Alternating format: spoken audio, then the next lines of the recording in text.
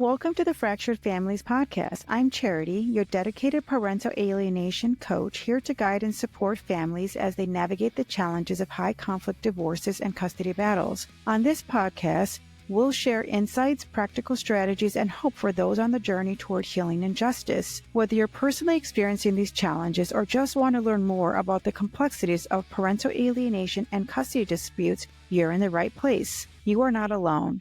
This is the Fractured Families podcast, where every voice matters and every story is heard. And if you find my conversation helpful, don't forget to like, subscribe, and share. Your support helps us reach more families who need it. Hi, thanks for joining the Fractured Families podcast. We are starting our part 2 of our series with Sonny and Sarah, and we left off with the tragic cliffhanger of her driving to pick up her daughter and having to drive back to Lake Charles all by herself. So, Sarah, it sounds like from part 1, it's been a roller coaster. You two met, you got divorced, you got married, and it's been an emotional turmoil, ongoing alienating behaviors. And so let's pick up where we left off. You drive to get your daughter, and she wasn't there. You drive home. What's going on in your mind? What are you thinking? Tell us about it. Oh my God, I'm sick, just sick, because you don't know where she is at all. Nobody's answering your calls. You're getting laughed at, hung up on, just sick. And I can't stay there. Yeah. What am I supposed to do? Yeah. Like, you have to drive home. Mm-hmm. I don't really remember the drive. I know I got there. I don't remember the drive home at all. It was 3.5 hours. A pretty scary bridge you go over. The I-10 bridge is like the tallest bridge ever. Oh, yeah, straight up to the sun. You drive straight up to the sunshine. I don't remember it. I just know that I was home. All of a sudden, I was home. The state of trauma, probably. I mean, I can only imagine, what she went through that day. You driving home, and then we all used to go to the same church, me, her, and her ex-husband. Mm-hmm. I was a student pastor, and she was on staff. And so this church he still went to sent out a text that she got, because we still get the text messages. It said something about they had a trip planned that night. Emergent. And there's been a family emergency with her husband's name in there. So doesn't have her daughter. Mm-hmm. She has her book sack and her mug that she got from her desk because it was just left there. And she doesn't have her. She called the sheriff. He laughed at her and said, "I know," and laughed. And then the people in the school were just rude to her. Mm-hmm. I mean, it's pre-set up that way. They have a negative picture of her. They don't know who she is. And so they negative, and where's the custody order? And I was iron working at the time, so I couldn't be with her. And I was worried the whole 3 hours, and she was just probably in a state of trauma. Like I see even to this day sometimes. But I mean, that was a long 3 hours for me and for her. And then it started a long process that's still going on today. But you could pick up where she was leaving Bible verses on Post-it notes all in the room, just trying to find strength. And I was iron working in a dangerous plant down in Lake Charles. But as I'm iron working, I'm calling lawyers. But nobody would, because it's in a, we got married in a parish, divorced in a parish. So everything has to go through there now. Mm-hmm. It doesn't matter where I am. There's no help there. It's like you're fighting the whole parish. We've called hundreds, even right now this year, we've called hundreds of attorneys in that area, and they will not. They will not represent me. They don't want to go to that parish. They don't want to go to that parish. It doesn't matter. And so that's hard to deal with as it is. But I'm calling lawyers for the first time. So, and we don't even know why she's not allowed to. She calls, she texts, nothing. Silent so it's just we don't know what's going on. We have to send her family by the church to see if they can see her. If JC's still alive in church. Yeah. And alienated from everybody. So let's get back to, so after you drive home, how long was it before you heard or found out that she was safe and that he was just keeping her from you? Oh, maybe a full month. There was complete silent treatment, no responses to anything. Probably a full month. I think I did finally get a response that he told me I would be getting served. Yeah. Because it was just, I'm like, what's going on? Where is she? Is everybody okay? Where is she? Just crickets. And remember, you're supposed to be served at the time. So that's part of it is that the judge signed the ex parte order after he had taken the child for, it'd be 11 days. Mm-hmm. And so I remember when we got served, we were like, finally, because we was just wanting to see what's in here. What has he said about us now? And man, it was 25 things of straight up I don't want to say the word. I mean, just bull junk. It was like, oh my God. And he's a detective, and he's talking about she works at a nightclub. But what if she does anyway? What if she does? It's a job. What's the problem? But anyway, neither here nor there. But I didn't. She didn't work at a nightclub.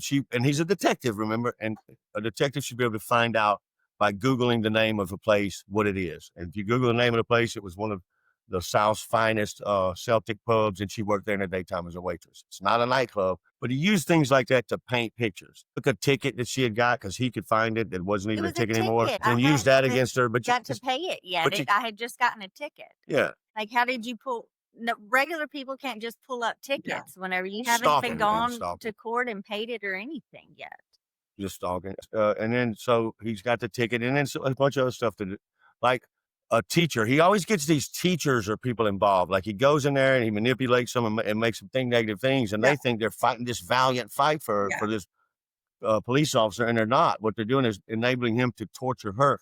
And so she had her witnessing saying that JC said we're crazy. Well, yeah, we're crazy. Like I'm crazy enough to run around Lake Charles at the 12 Lights of Christmas, singing each one as loud as I can in the park, and her laughing and swinging from the poles and the lights and smiling. And so that's how crazy we are. And that's what JC meant. And they take her words. Mm-hmm. It's like we have to live a walk on eggshells. I mean, if she gets a bite or anything around here, it's 911. Make sure, because we know how he'll just make things into nothing. And just makes us like if you just read what he said about us, you would not know who we were. It's totally anti who we are. And so we had a lawyer. I called around looking for lawyers. Hard to find somebody to take it. And one night about 10:30, this lawyer called me, and he reminded me of Colonel Sanders, the way he dressed and stuff. And he was just old Southern gentleman. We bought him some pie on the minutes. But he went in there and he read it. He just read it. And he said, this is crazy. Because none of the reasons were imminent danger anyway. And it was all just, it was live. Yeah.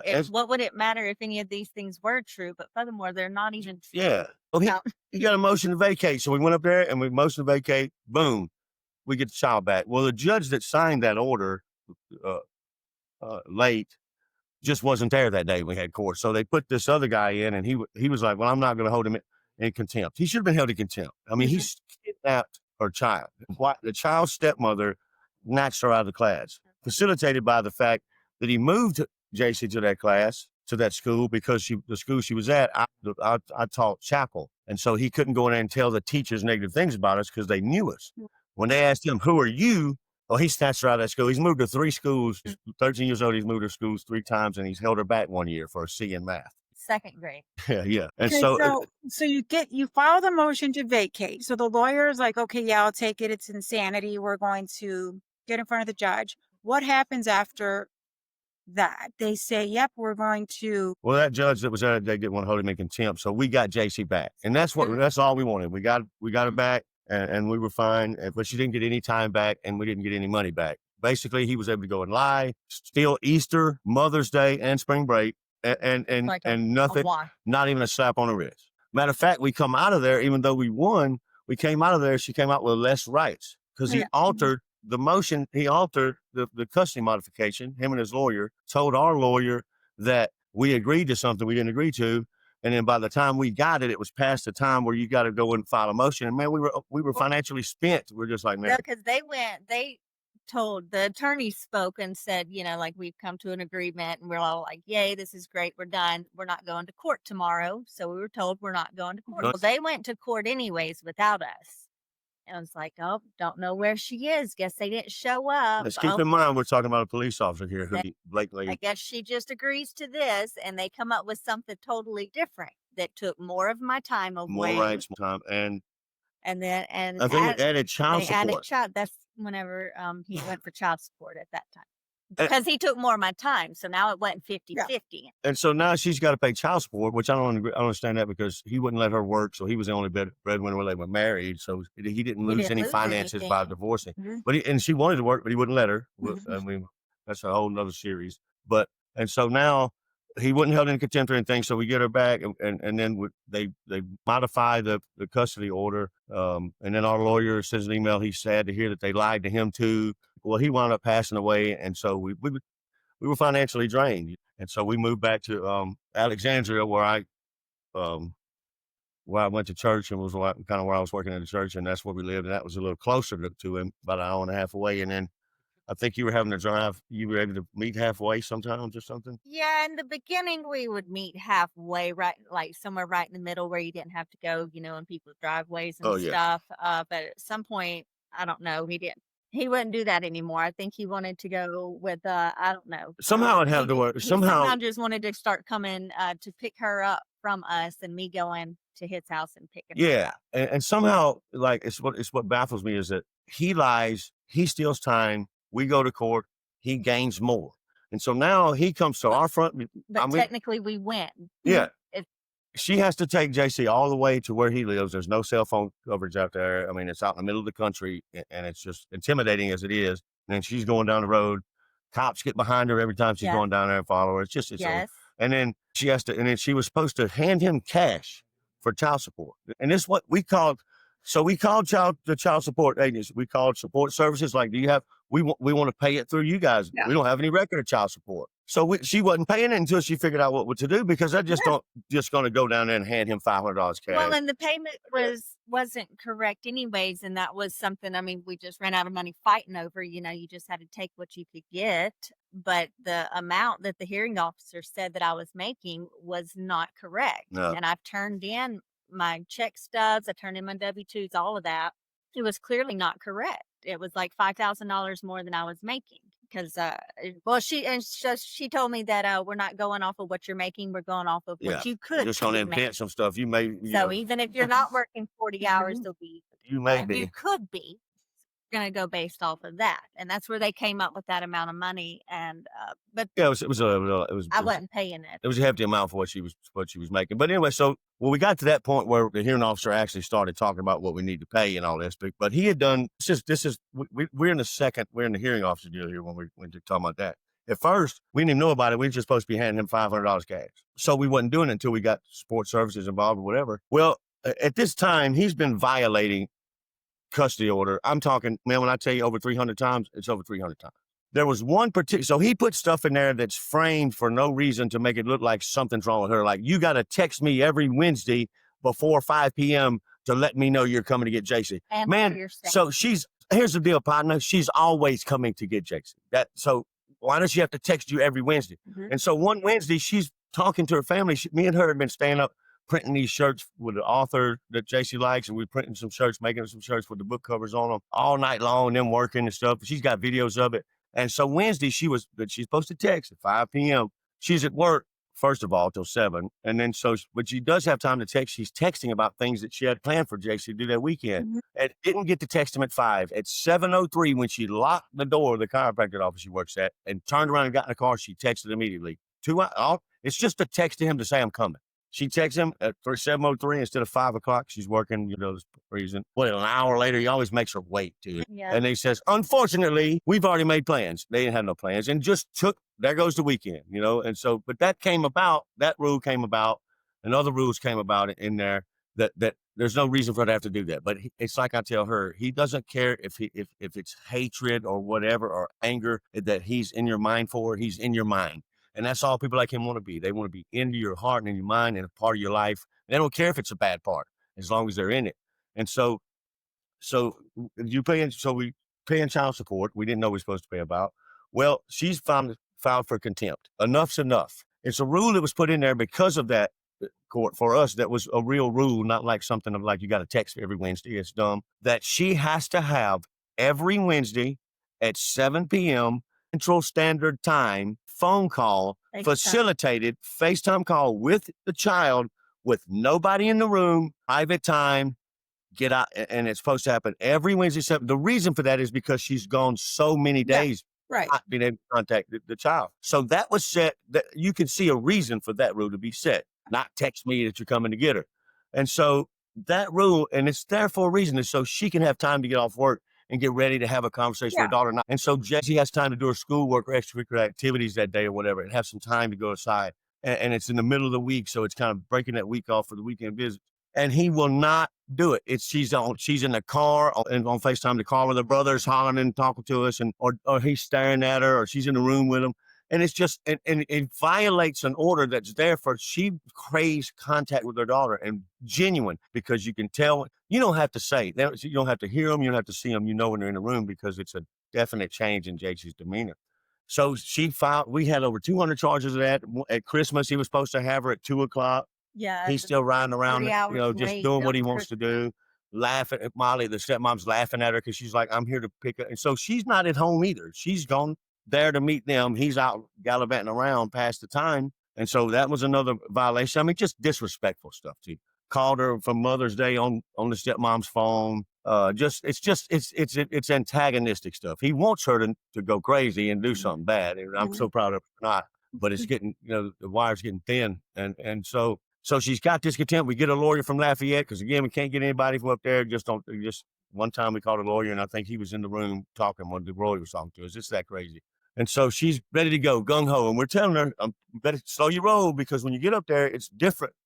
But she's like, just, full of passion. That's why we liked her. And so she's got these, we go file contempt of court, and we've got like hundreds of violations, text message, proof, evidence. Let me ask a question. So when you leave, I'm going to roll back a little bit. When you leave and you get more time and you have to pay child support, what was the time split? Like what days did you have? Like, oh yeah. Okay. It's changed so many times. We may have to think for a minute. So at that point, then it got switched to, I had just every other weekend. Okay. Now, later on, it got switched again to where I had second and fourth weekend. So it's like a little, every couple of years, a little bit more time and a little bit more time. And then we had all summer long, and then that changed to you don't get the first 2 weeks of summer or the last 2 weeks, because he's got to brainwash her, I guess, get her ready for us, and then whatever. Yeah. But it went from every other weekend to the second and fourth, because you lose weekends there. Yeah. And I'm telling you, the guy's so diabolically, I believe he sat down and looked at an almanac for the next 10 years to figure out which ways. Yeah. I mean, it is that serious. And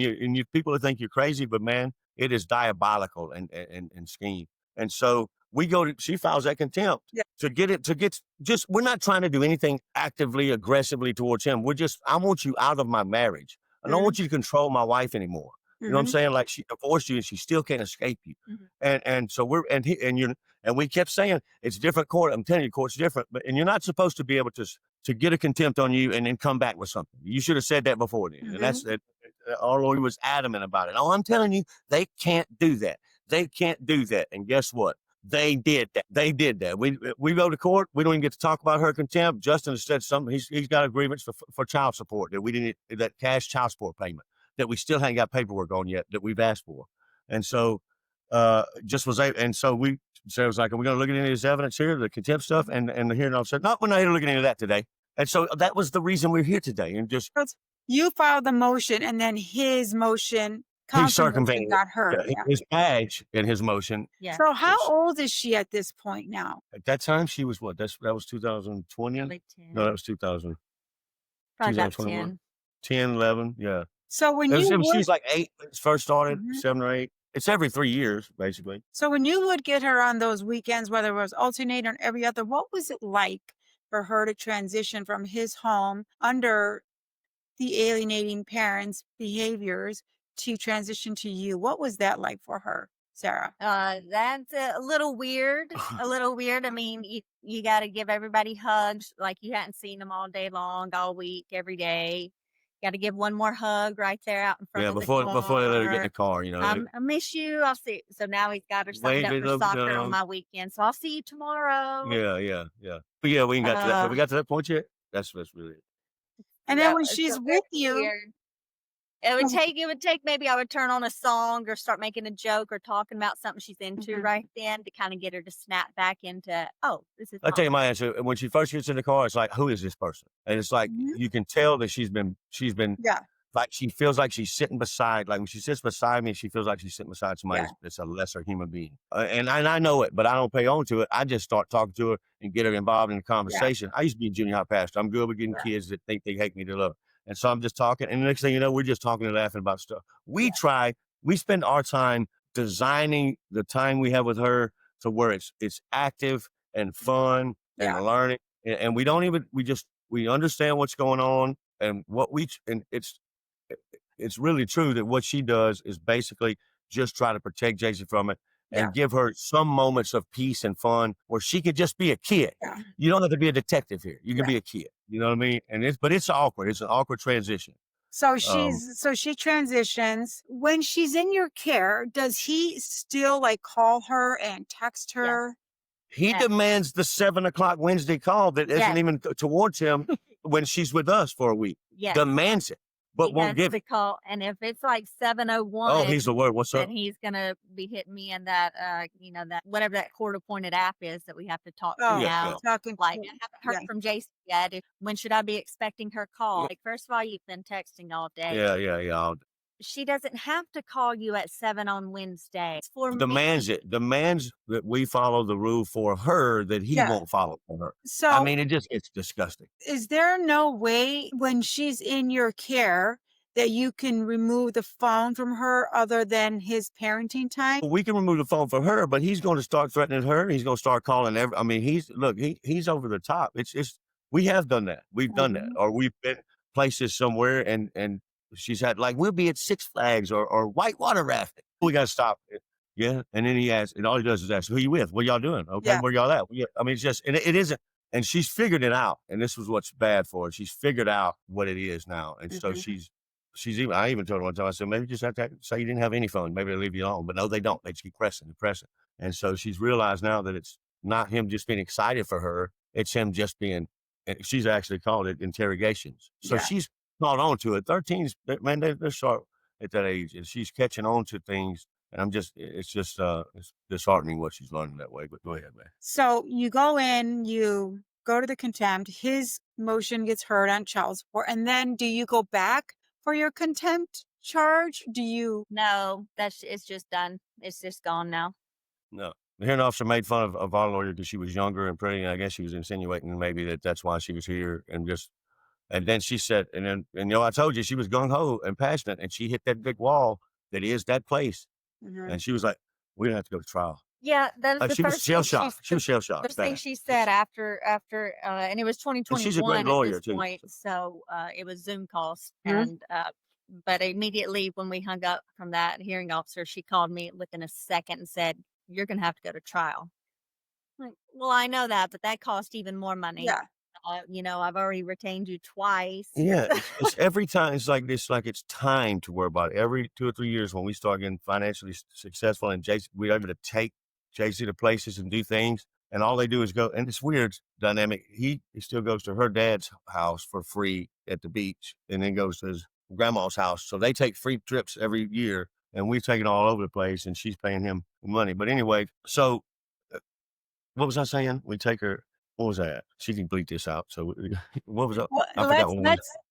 So we don't have no more contempt charges, and then you start to have your parenting time with her, and then from 2021, how does that start to play out? Like, does the parenting time, does it look? I mean, so you go to call and say, I'm dialing you at 7 to say I'm on my way, and now you lose your parenting time. That continues, or do you start to consistently get your parenting time with her? No, now I go to where she is on the second and fourth weekend, but now I pick her up from his house at 6 on Fridays, and I have to drop her off at 6 on Sunday.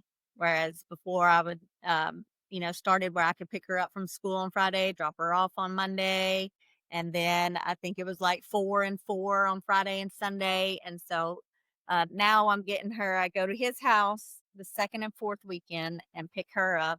And now I have to go stay. It specifically says in the court papers that I can stay at my mom's, or it named off some grandparents that are in surrounding dictating where she gets to go as an adult woman with her child, dictating where she is able to go. Her sister's had some problems before and she's better now, but we actually had custody of her child and gave it back. And I'm looking at people that have custody of their child, and I'm like, and you're on house arrest. But remember when she was on house arrest when me and her were friends, and she moved, that she had to be back in her mom's house like a curfew, like she's got an ankle bracelet on her, criminal, and so she's who not. makes those decisions? So if you went back to court, how did that decision get made? Like, The hearing officer allowed it to be made. Yeah. The hearing officer allowed it to be made. So that's what I was saying. So when we was in Alexandria and he took her and then we went and did this. Well, then, so we just started with that time frame. She starts paying child support and we're trying to find a way to go back and get this stuff off of here. Like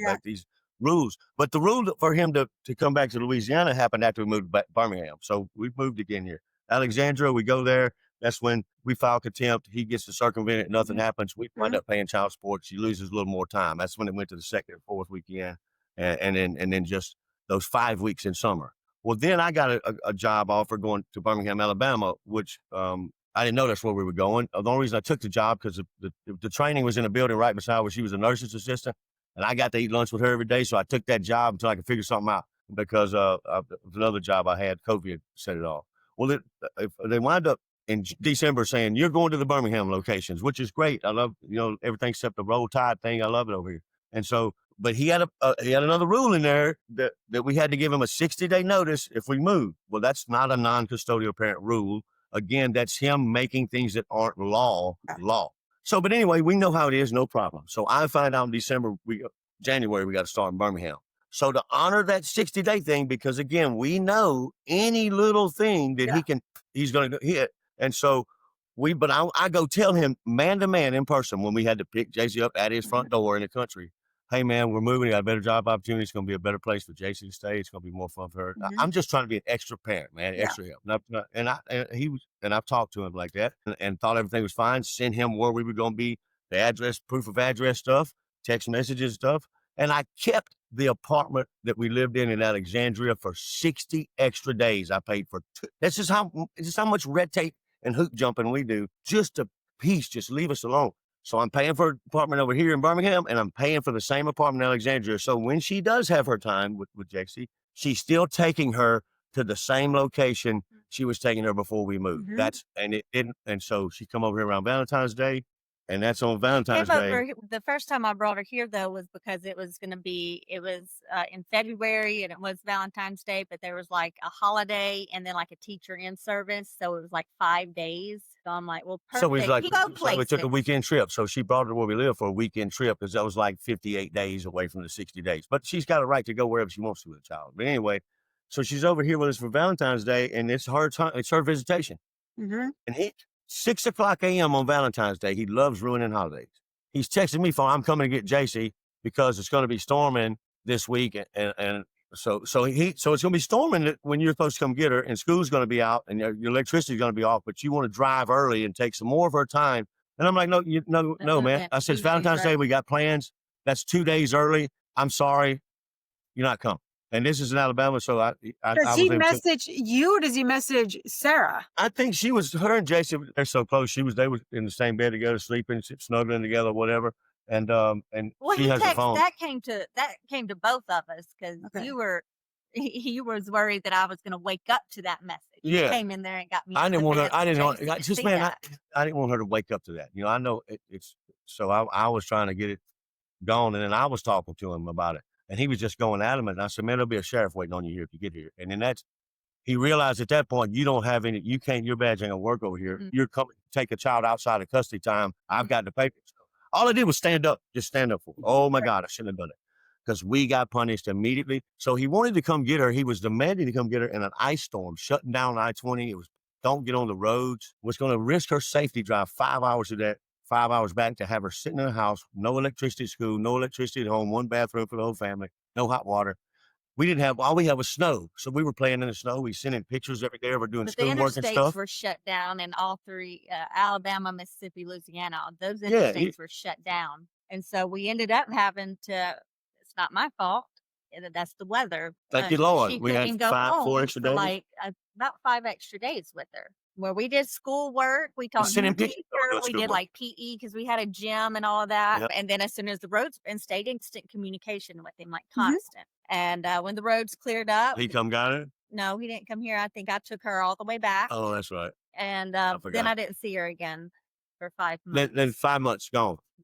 We get some makeshift made off of Word doc modification request that he's done typed up and given to his lawyer, and it ain't going through any courts or nothing, and we've got to say yes or no, either say yes or come back with something else. And we're like, no, the answer is no to that. And sending it to me from his, Not going to my from personal her email. detective From his email detective address to make it email. look like it's official. And it's not. It's just him saying, and then he said, well, when are we going to get to see her again? He's like, when I get a modified custody agreement, you can see her. It's the So only thing he creates this makeshift parenting modification. He sends it to you through his email, and you say no. You got to sign it or sign this to see Jason. It's a ransom note. If you sign this, you can see her. It's ransom note. I mean, it's what it is. We've got kidnapping and ransom already. I mean, he got to the third time he's taking it. You know what I'm saying? So then how did you overcome that? What happened? You had to wait 5 months, but what transpired that you finally got to see her? That's whenever we got back to the court. We got a lawyer and went to court. Again, it was 5 months at least. 5 months of no time. Easter, Mother's Day, spring break again. I always get to see her like immediately that day, but still you just have to wait. I was not sick this time. I was prepared for it. I knew it was coming. I'd even talked to JC on Valentine's Day, letting her know if you don't see me, it's not because I don't want to see you. Well, like I'm not showing up. Because just wanting to know, because we don't know what she's been told. I know what you've been told. You don't know exactly, but you know how it's been said.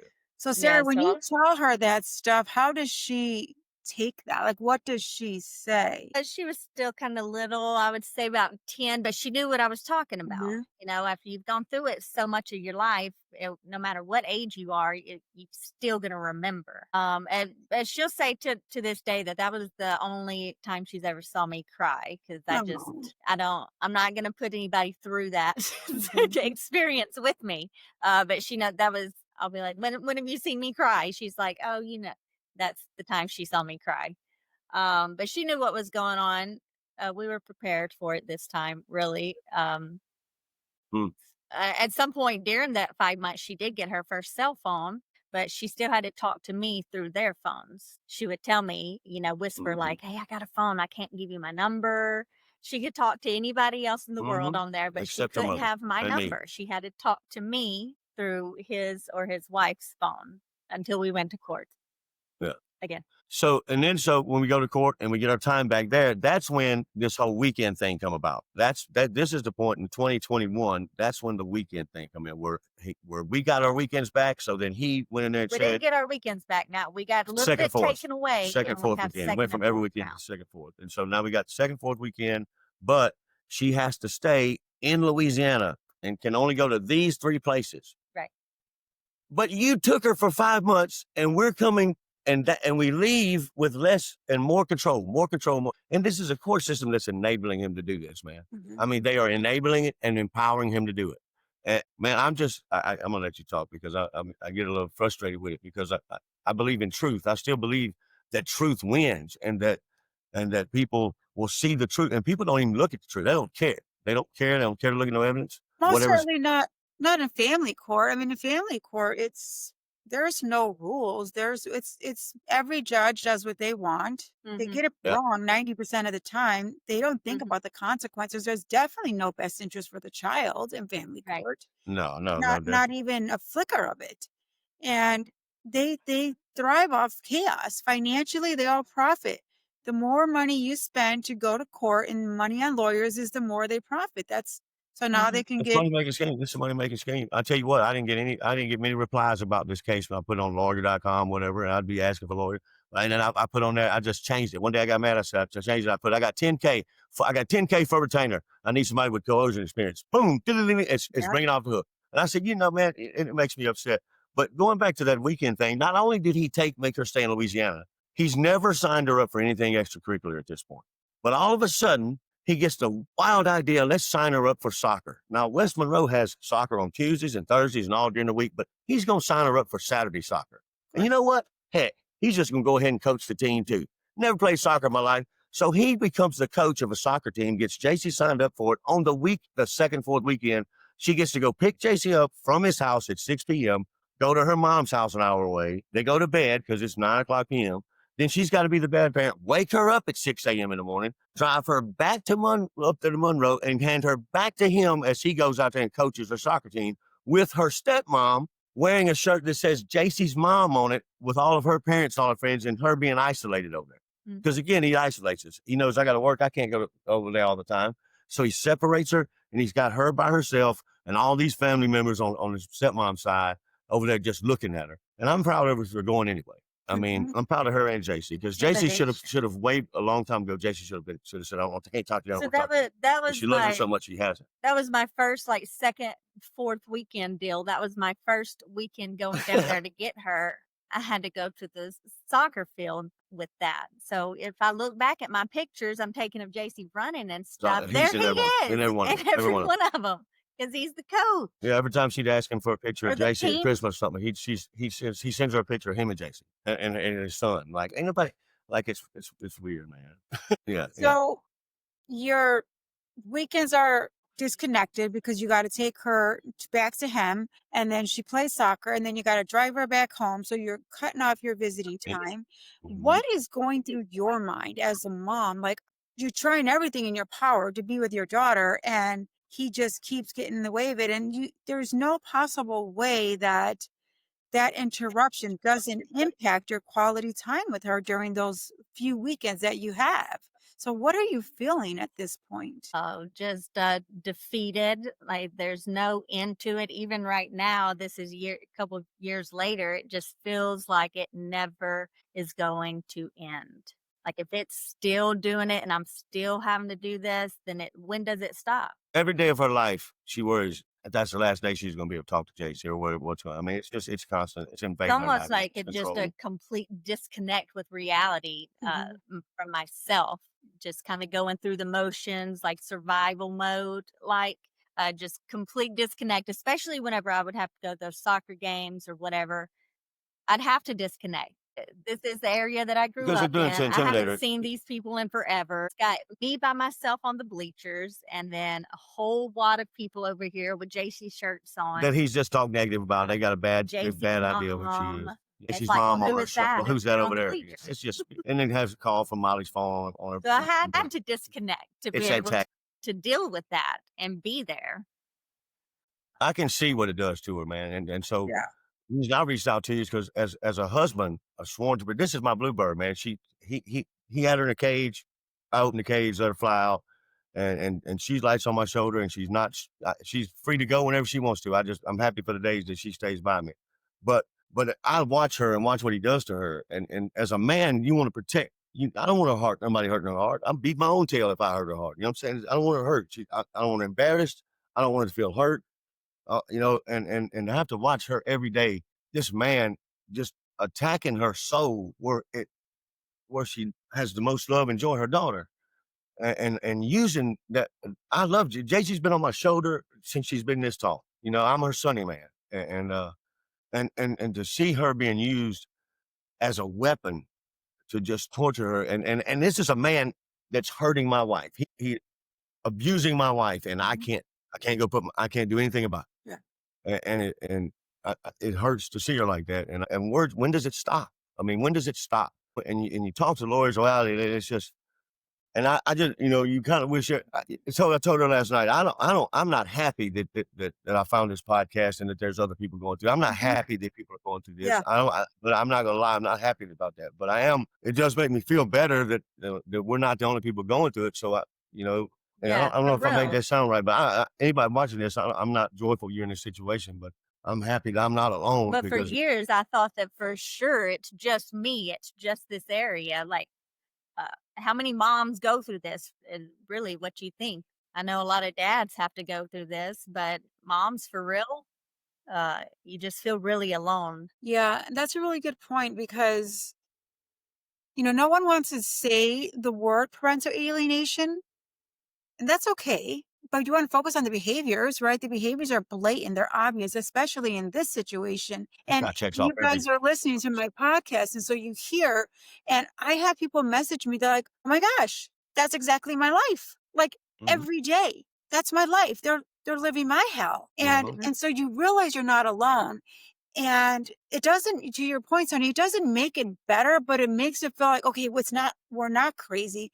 This is not unreasonable. This is not bizarre. This is corruption, right? This is insanity. This is psychological child abuse. Because as horrible as Sarah feels as a mother, your daughter is being psychologically abused because she is being forced to have feelings about you that are not her own. And sadly, I can understand your fear. I can understand that your fear is one day, is she going to just say enough's enough? Because that's sadly what happens in a lot of these cases is these kids, they're tired and they just say, I don't want to do it anymore. And I align with the one parent because of the consequences of the mental abuse that they endure.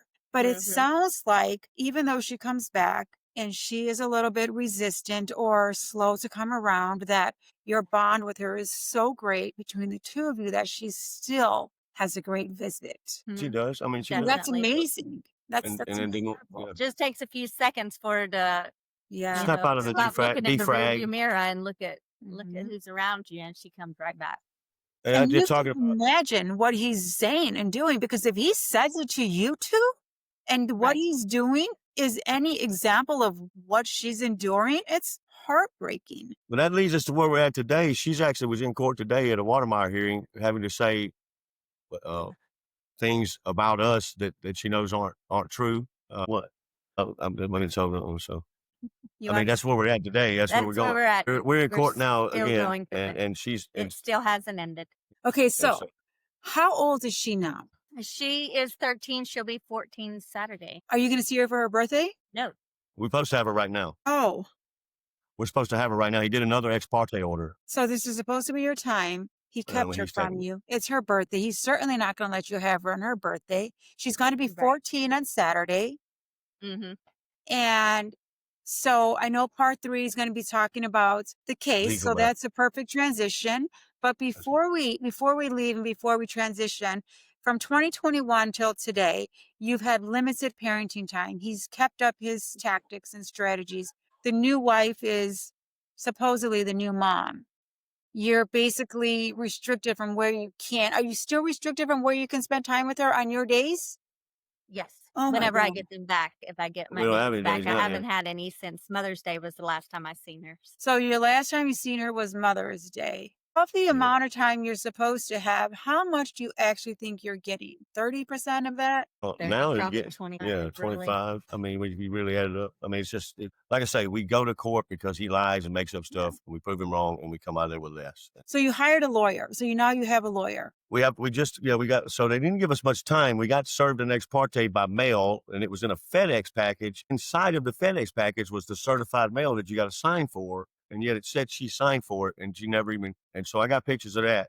And we were supposed to be in court on the 10th.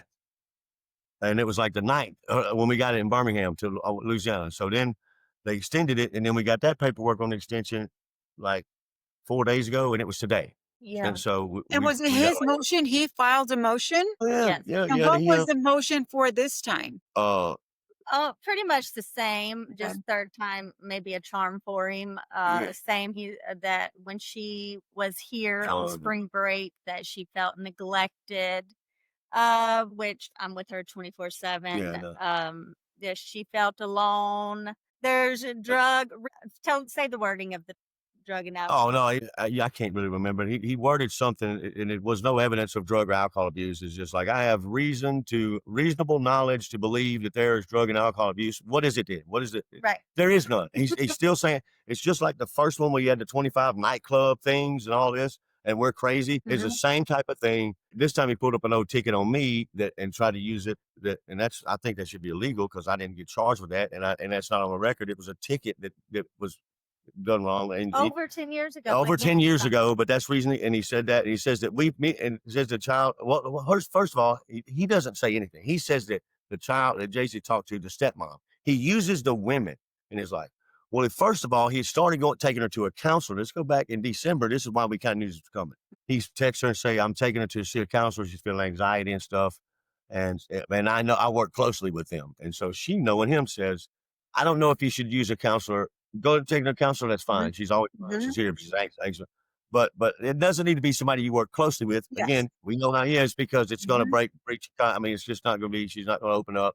So then he texts back, well, I don't really work with him. I just know some people that recommended people to him. And then come to find out he does work with them. He's on their webpage. he got a counselor in there. Well, there's And a conflict she, of interest. yeah, and she Right. is the main reason. In a 15-minute counseling session, she come to the crisis situation that she doesn't need to come back to Alabama, that we're dangerous. And that Molly, the stepmom, had talked to JC, and JC told her that she was saying, no, you're about to the age where you're going to start having sex and do drugs. Just give me a call and I'll coach you through it. That's not what she said. That's not how it was. And so they took that as her advocating for her to do that, which Molly said to her, when you start having sex, I'll give you birth control pills. That's a different story. What she was saying is, you're at the age now where people are going to be petitioning you for these Right. things. Yeah. And I'm always here. I can coach you through how to navigate things. She used to be on youth staff. We used to help. I was a junior high pastor. I've been all over the country speaking to kids. We're going to coach you She through was it. being a mother. She was being a mother. Basically. That's what I thought. She pointed, Yeah. and this And is they used her it against you. painting that picture like that. And so that all these, and there's 5 things, and it includes that, and a cat scratch that's self-harm. And we'll leave you on that one because this is what it's going. Okay. Today's been a crazy day. So, Okay. but So another cliffhanger, you guys. yeah, Wow. It's horrific. I'm going to do a movie on some of the stuff this guy's done, really, Yeah. man. And So we're there's going so much stuff to we can't talk about. wrap it up with this cliffhanger and come back on part 3 with what happens and what your daughter has to do in court, which is horrible. And I can't even imagine. I tried to make it to where she didn't have to go in the courtroom today and do that. Yeah, of course, but it's corrupt. It's horrific. But so thanks again for being on the show and for recording, and we'll look forward to next series where you tell us how this turned out, and hopefully you'll have great news for us. Hopefully, it may still be ongoing, but Well, we'll see. Thanks again for being a guest on the Fractured Families podcast. yeah, thank you. Thank Have a you. good one. Thank you for joining me on this episode of the Fractured Families podcast. I hope our conversation has provided you with support, understanding, and actionable insights to help you navigate your own family challenges. Remember, healing is a journey, and reaching out for help is a sign of strength. You're not alone. If you found value in today's episode, please subscribe, rate, and leave a review. Your support helps us reach more families in need. You can contact me on social media at Parental Alienation is Real and visit our website for additional resources and ways to get involved. Stay strong, stay connected, and keep fighting for the family bonds that matter most. Until next time, take care and stay resilient.